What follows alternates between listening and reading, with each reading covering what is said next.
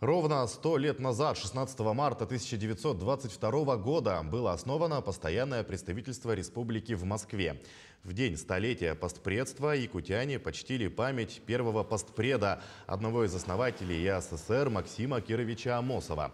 Главные праздничные мероприятия пройдут позднее, в апреле, июле и в августе, с охватом городов Якутск, Москва, Санкт-Петербург и Владивосток.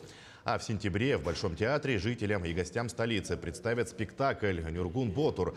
В декабре пройдут Дни Якутии в Федеральном собрании Российской Федерации.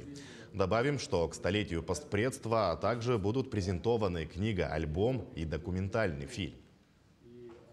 16 марта – это только начало тех больших юбилейных мероприятий, которые посвящены в этом юбилейном для республики году. Большое мероприятие 24 апреля состоится этого года в концертном зале правительства города Москвы на Новом Арбате. Это большой зал, куда мы пригласим всех наших друзей, ветеранов, наших партнеров не только из Москвы, но и из многих других городов и регионов страны.